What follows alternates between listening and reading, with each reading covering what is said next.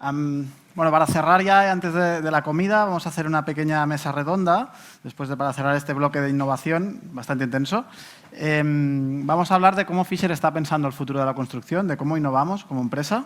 La va a moderar el doctor Ronald Mihala, que ya nos ha hecho la presentación de la mañana, y va a estar acompañado por Moritz y por Günther. Y vamos a presentar también a Emil Kral, que es el responsable del proyecto de BAUBOT, que también se va a unir en la mesa. Quería recordaros que todos estos productos, a partir de mañana, podéis pasar por Construmat para verlos y os daremos información de todos. Adelante.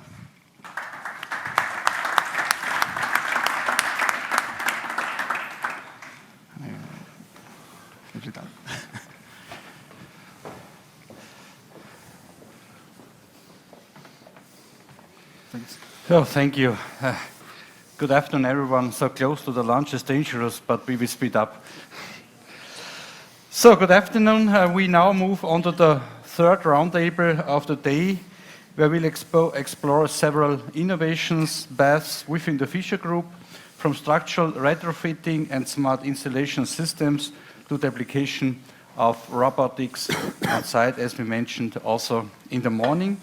I'm joined at this table by Moritz Streicher and Günther Hirt, who have already shared some insights in their earlier presentations before. And for the first time on stage today, I would like to welcome Emil Kral, who leads the BAUBOT project and joined us from Vienna. Emil, before we open the discussion, I would like to give you the stage to briefly introduce yourself and share your vision behind the BAUBOT and its role in the future of construction. Please go ahead. Thank you very much. Good afternoon. I am from BAUBOT Services, which is not directly BAUBOT. So first I will explain how this works. Generally, we have at Fischer two companies. One is called BAUBOT. BAUBOT is the producer and the developer of the construction robotics. So this company brings the innovation, and because we know that in construction industry, we heard it also today several times, I think more than 80% of the innovation does not reach the market. There was a need to apply the innovation to the market. And that's why Fischer decided to build up a new company, which is Fischer BAUBOT Services. And this company, on simple we could say, is drilling holes with the robots, but it's more than that. It's applying the really great innovation and trying to disrupt the construction industry. It's really the applier of the great things that the company BAUBOT develops and brings to the market. And through great cooperation within these two companies, because we operate the robots, we give feedback, we are able to move forward and bring very soon new, better and more efficient solutions to the customers. So I personally am on the side of applying innovation, working on the building sites with the robots and trying to bring this new thing to the very conservative environment of construction industry. So many thanks, Emil. Let's now watch a short video that shows how BAUBOT works and the kind of capabilities it brings to the construction site. Please roll the video.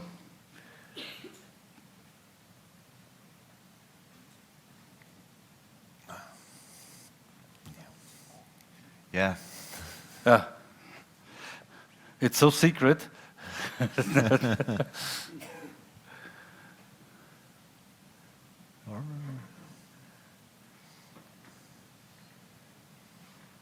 So I think we have Small technical problems, then we go. After that, during the lunch, I will show you on my mobile phone. I have lots of videos from different... Well, we can do it now, then you have a lot to do before lunch.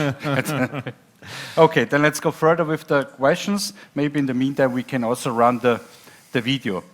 First question to you, Emil. Fischer is well known for its technical reliability, but in the recent years, Fischer has surprised the industry with, I would say, a huge moves beyond traditional products. Where does the innovative visions come from? What's behind the shift from, I would say, simple anchors and chemical products like murder to robots on site? There are more questions. The first thing, I think it's nature evolution for Fischer as a very innovative company. My personal feeling is that Fischer is generally from the beginning trying to make the world better, easier for the people. Like even the evolution of the first plastic plug was helping the people to solve their problems which they were having. And when you look at the development of our fixing solutions, they were always getting more user-friendly, easier to install, and better for the people. And from that point of view, it was a natural step to look at the bad thing which is still connected with anchors, and that means drilling the hole, which is really not a job that anybody from us wants to do the whole day. So I think it was a natural evolution of trying to help the building sites, making them more efficient, trying to help the people so the people can focus on the things that they do better, not these drilling and works which are not suitable and harmful for humans. So from my point of view, absolutely alignment of the Fischer of the Fischer idea and philosophy. Very good. So I mean, this automated drilling of a borehole, it's a huge step for us, and it helps a lot of people to doing the work. But what could be the next revolution? Also set anchors into the... Of course, we are looking at setting of anchors already generally works, is tested. Fischer is the first, has the first chemical anchor, the capsules which have already robotic setting in the ETA approval. So we are working on it, it's on the prototyping, so very soon we will be setting anchors and new applications are coming. We will see where the market wants us. Like I said, we don't want to develop just something, we want to develop something which will help the construction industry, which will help the people. So marking of the holes, setting of the anchors is the next step, and additional application will come after that. Thank you so much. So next question to Mr. Hirt. Innovation in construction isn't just about having a good idea, it's about making it work in the real world. Edison once said an idea is about 10% inspiration, but 90% transpiration. So my question to you is, how do you connect disruptive thinking with the practical reality of a construction site, a retrofit, or a complex installation? Well, so FISCO now has just turned 10, so we just had 2 weeks ago our 10th anniversary. It's still a young company, and when we started with FISCO, there was just nothing except of the mission, use composite material and make something for the construction industry out of that. So from the very beginning, the company was not known, nobody knew us, we had no real offering, no catalog to show. We went to the customer and we had a very, very close look to the application, to the initial problem, and our most clearest focus was to solve this problem from the customer point of view. So from the very beginning, to answer the question, our main driver to make an idea become successful on the market, to make it commercially viable, was to be close to the customer. So that was the driver for the idea. That was helping us to materialize the right product, providing a real solution to the customer. And in the end, to be commercially successful, we also needed to very closely accompany our customers within the entire process of planning, of the installation, and also in terms of the aftermarket services. Mm-hmm. Thanks a lot. What do you think, what's the definition of innovation for the customer?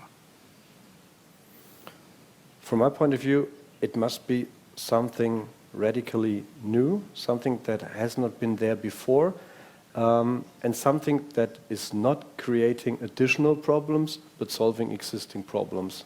That would be fine. Thanks a lot.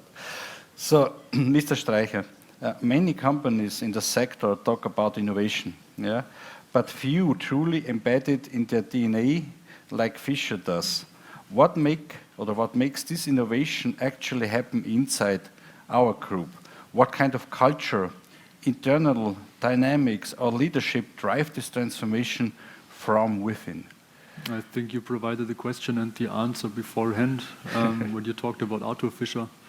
I have actually founded a company. I mean, he developed not only plastic plugs, but I think beforehand he was developing synchronized flashlights for photography, electric lighters, more than 1,000 patents. So he basically just spread widely and actually fixing solutions and anchors developed into the biggest market, but also the Fischer Technik is still part of the company group and still working out. And since then, it's always been part of the culture. When he grew old, he built the Fischer Forschung. He kept on researching there, even when Klaus Fischer ran the business already. And within Fischer, there is quite many structures that keep that spirit alive. First of all, it's anchored in the company structure with the product development process that we have. That basically defines the whole innovation and development process for the company. And also the research and development board that you're part of. So basically, people either come from within the company with brilliant ideas, and they have to be filtered for what actually has potential to ever enter the market, or the ideas come from outside, from subsidiaries, from customers, and end up in R&D and have to be filtered. But I think besides the structures that we have, it all lives with people who are fascinated and inspired for new products and new ideas, and who actually want to develop and do research. So, Mr. Hirt, do you agree on that? So you are, I think, more than 10 years within within Fischer right now, or? Yep. So do you agree on that? What do you think? Can we also make it better, the innovation work in the future, or what is needed to also bring more innovation to the market? What can we do different? I think Fischer has got a very strong spirit with regards to innovation, and I think it's definitely true to call it part of the Fischer DNA. I think one of the biggest and most important tasks for Fischer is to keep this DNA alive eternally, because at the moment it's still, and that's very interesting to emphasize, it's still very much driven by the owner, it's still very much driven by Mr. Professor Fischer himself. He always asks for what is the product, or what does the product look like in 10 years? Which kind of solution do we have to provide in 10 years or in 20 years? So not tomorrow, not next year, not in the next 5 years, but at least in a time span of 10 years. So innovative thinking and forward-orientated thinking is very much provoked by Mr. Fischer himself, and he also provides the framework for the innovation to be developed. With the Innovation Campus, as we have learned earlier today, there is a great surrounding, but also with the company FISCO. As I said, it was founded 10 years ago, only with the mission, use composite material, so take the benefits out of a new kind of material, new at least for the Fischer group of companies, and bring it to the construction business. So it was up to us to shape this mission and to bring it to reality. So we were forced to be innovate because there was no other option to be successful rather than be innovative. Thanks a lot. Mr. Kral, 2 weeks ago we were in China visiting a lot of, I would say, good companies dealing with robotics and huge assortment of robotics. And we asked the question, or we also told them, hey, we have also a BAUBOT with drilling a borehole, and the first answer was, we have no fear. So what do you think? How is affecting the role of China because of their speed, because of their hungry mentality and so on, also our business in the future? Is this a threat for us? Could be there also a chance for us to have collaboration with them? What do you think? How do you deal with this I would say, fact that China is speeding up very, very fast in the future? Yeah, like I said, I'm not worried currently because I think... They also say that the same. They are not worried about us. And I'm not worried about them because I think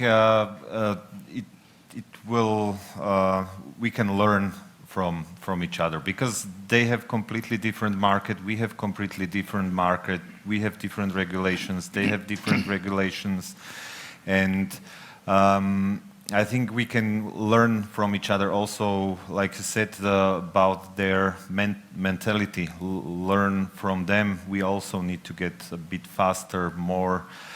Of course, our surrounding is a bit different. Of course, Europe is one of the most regulated places on Earth, and that's not only because of robotics. It's the whole construction industry is so tied up in constraints which are so stiff, and it was already said in the panel, 2 panels before, that we need 15, 16 years to change a code. I think these are also things that in China are probably a bit more faster or not so well, so some things are easier there, some things get better here. So I think through cooperation and learning from each other, we will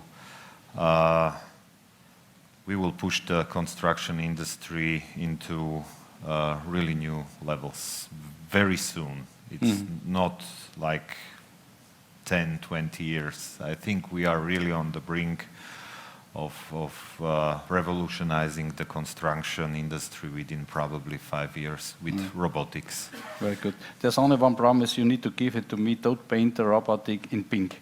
We have there pink colors. Yes. So, Mr. Streicher, we are talking about innovation at Fischer, and we have a lot of new tools coming up, AI, artificial intelligence. It's not quite new, but regarding ChatGPT and so on, it's quite famous actually. So, what do you think? How big is the impact in AI in the future, and how do we innovate in the future? Or let me ask another way, do we get better innovation based on all the using of ChatGPT, AI, and other things what is now happening? I think it strongly depends on the field of innovation and on the products. For example, if you would ask ChatGPT for a new formulation for FISCM or some other injection motor, since all those data are enclosed either in shelves in Hirt, Fischer, or Wirt, there's not sufficient information out there for such softwares to learn. So I think as long as you're a market leader in a certain field, you still have to do a lot of the innovation yourself, but of course it can help you, it can answer simple questions, you can even sometimes discuss with it. So many things that you would do in an experiment when you enter an entirely new formulation, something that you haven't done before. I think it can be highly helpful, it can guide you with first ideas, formulations, codes, or when you go into electronic solutions, it can tell you which microprocessor may be a point to start with. But I think the more and more you get specialized in a certain field, and the better you get, and the less players there are in the world that can actually improve on the current state of the art, the less you can rely on the aid of AI. Thanks a lot. It's all a question to all of you, Mr. Hirt. Do you use ChatGPT and AI? What do you think about? And don't cross the fingers. Well, fortunately, our lives still are real, and our lives will be real also in the future. So we utilize AI, and particularly also ChatGPT, for doing auxiliary jobs. But as Moritz Streicher already pointed out, AI derives its intelligence from the knowledge that is already there. Of course, there are some generative aspects too, in creating pictures, for example. But when I asked an AI tool to generate a picture of a perfect pultrusion, that's how we call our manufacturing process in FISCO, to generate a picture of the perfect pultrusion layup of a company, the pictures, they are just rubbish. So that does not work out. So the more specific it gets, the less you can take out of the result of an AI tool. So it very much depends on the quality of my question to it, and I need to understand that all the knowledge is the knowledge that is already existent at the moment.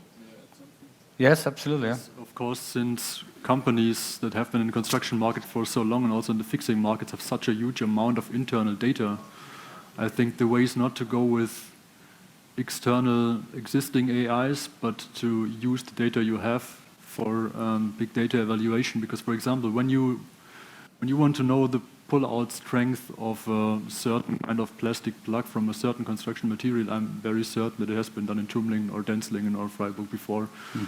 But organizing these data sufficiently enough and to connect anchor geometries and base materials or adhesive formulations with the values that you already generated, so having internal databases that you utilize to actually create more profound knowledge and evaluation of experiments. So when you understand it right, this is some kind of black box. If you have the wrong data, it's more or less shit in, shit out. Or? It can be of a major help, and at least we have the data. Yeah. Mr. Kral, how do you use ChatGPT, AI, and all the things? For emails. For emails? Mostly, 90% of the time. No, as I'm personally not in any kind of development or programming, of course, I do not use it for this kind of things. I use it more than a better Google search, let's call it like that, or writing emails or doing some researches. But I know that BAUBOT is generally very deep into this topic. There are plans to use it for the robot applications in order to improve, for example, rebar detection and enable different detections either of things that are in concrete, maybe measuring the concrete strength and so on out of the data which are coming out of the robot, analyze them and give even more information to the customer about the structure and so on where we are working at. So AI is also in your mind, in your mindset? Yes, yes. Absolutely, okay. Good. The Fischer Group, Mr. Hirt, operates across many countries and construction contexts. How is innovation adapted or transferred to each market? Is there any balance between global vision and local implementation also in your business? Well, I think it always should be a good mix of it. So when you are a manufacturing company on a large-scale level, you always need to have standardized products. You always need to have a standardized, let's call it mass production, so that you can generate a lot of output of the same product. On the other hand side, requirements in different markets, different countries, they vary because they are on certain stages of development. They have certain ways of problem solving. So to be, in the end, to be successful, you need to be locally successful. So either you have a product that probably works globally, or at least for a larger part of the world, or you have also specifically locally adopted products that maybe work for a certain region, for South America, for example. And I think within your entire portfolio, there should be a sound mix of these offerings, because without the globally standardized products, you won't be successful on the large scale level of your own production. And on the other hand side, you won't be commercially successful when neglecting the demands and the specific requirements of the local market. Thank you so much. Mr. Streicher, you were talking about a lot of structural strengthening. Maybe can you also ask Mr. Kral to help you to accelerate your business? Is it possible for you also to see some potentials with the BAUBOT? We've been discussing it once ago. I think especially the bond reinforcements require quite some surface preparation, which could be partially done by the BAUBOT. For example, if you think about near surface mounted reinforcements that have to be glued into grooves that you need to cut into concrete, something like this, like creating grooves, could be something that the BAUBOT could potentially do in the future.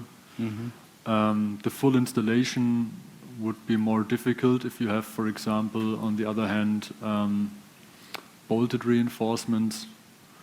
I could imagine it more easily as well, and more easily to adapt from the current state of the art. But certainly there's various applications from concrete grinding or slot milling that could be done by the BAUBOT, and theoretically at one point in time I think the full installation could be done by the system, but I think that is further in the future still. We heard a lot today about digitalization, about automatization. What do you think for the future when it comes to education of young people? How important is it? For example, civil engineering, mechanical engineering. What do you think, Mr. Hirt? What do they need also? What kind of skills do they need in order to have a good and stage also into the company and also can work with new technology? Do you think that it's enough what they are doing in the education at the time? So first of all, let me step a little bit back to the topic of AI. AI will definitely shape our future, and its impact will definitely increase. But there is one danger, and the danger mainly will arise as soon as we stop thinking. So we never should use any artificial tool or artificial intelligence without monitoring it and without knowing what the AI actually does do. So we still need to be in charge of it, we still need to be responsible of it. So I think this will always be an helper or a tool for auxiliary tasks. So we still need to qualify ourselves in the basic tools. And I think that's the same with languages, or the same with calculation. You need to be able to calculate in mind, even though we have a electronic calculator. You need to speak foreign languages, even though there are good translators. So I think you always should be ahead of the AI tools, and to remain in charge of the AI tools. So even if these tools may increase in importance, and they should take a place also in universities and in high schools during the education processes, but to understand it properly, so not to neglect all the typical handwork as well.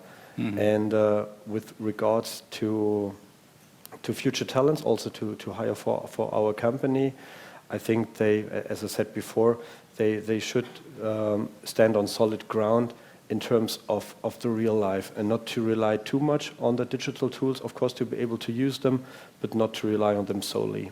Okay, very So I think education will become more complex. It won't shift, but it will become more complex. Super. Thanks so much. We have 2 minutes left. Are there any questions from the audience to those guys, to our experts, when it comes to innovation and AI? Good. Then thank you very much. Maybe we can run the movie now. Is it working? No. Before we go to lunch?